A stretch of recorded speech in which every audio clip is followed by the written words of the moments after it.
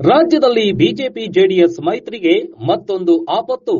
Mandya ಬಿಜೆಪಿಗರಿಂದ JDS ವಿರುದ್ಧ ಅಪಸ್ವರ. ಸುಮಲತಾ ಬೆಂಬಲಕ್ಕೆ ನಿಂತ ಬಿಜೆಪಿ ನಾಯಕರು. ರಾಜ್ಯ ರಾಜಕಾರಣದಲ್ಲಿ ಬಿಜೆಪಿ ಹಾಗೂ ಜೆಡಿಎಸ್ ಮೈತ್ರಿಗೆ ಅಪಸ್ವರಗಳು ಮೂಡಿಬರುತ್ತಲೇ ಇವೆ. ಎನ್ಡಿಎ ಕೂಟ ಸೇರಿರುವ ಜೆಡಿಎಸ್ ಪಕ್ಷದ ಎಚ್.ಡಿ. ಕುಮಾರಸ್ವಾಮಿ ಅವರು ಕೇಂದ್ರದಲ್ಲಿ ಮಂತ್ರಿಯಾಗಿಯೂ ಕಾರ್ಯನಿರ್ವಹಿಸುತ್ತಿದ್ದಾರೆ. ಕೇಂದ್ರದ ಮಟ್ಟಿಗೆ ಯಾವುದೇ ಭಿನ್ನಾಭಿಪ್ರಾಯಗಳಿಲ್ಲದಿದ್ರೂ ರಾಜ್ಯದಲ್ಲಿ ಮಾತ್ರ ಅದೇಕೋ ಮೈತ್ರಿ ಬಿಕ್ಕಟ್ಟು ಮುನ್ನೆಲೆಗೆ ಬರ್ತಿವೆ.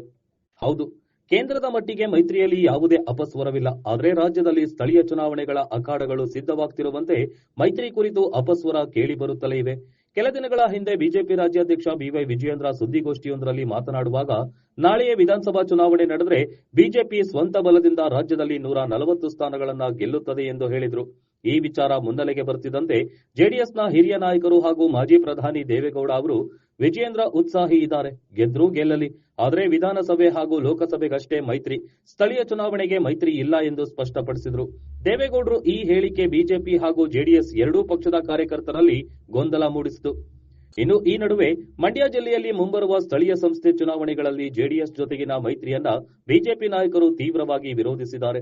ಬಿಜೆಪಿ ರಾಜ್ಯಾಧ್ಯಕ್ಷರು ಮತ್ತು ಕೋರ್ ಕಮಿಟಿ ಸದಸ್ಯರ ಮುಂದೆ ಈ ಕುರಿತು ತಮ್ಮ ಅಸಮಾಧಾನವನ್ನ ವ್ಯಕ್ತಪಡಿಸಿದ್ದು, ಮಾಜಿ ಸಂಸದೆ ಸುಮಲತಾ ಅಂಬರೀಶ್ ಮತ್ತು ಮಾಜಿ ಸಚಿವ ಕೆಸಿ ನಾರಾಯಣಗೌಡ ಹಾಗೂ ಜಿಲ್ಲೆಯ ಇತರ ಪರಾಜಿತ ಅಭ್ಯರ್ಥಿಗಳು ಇದಕ್ಕೆ ದನಿಗೂಡಿಸಿದ್ದಾರೆ.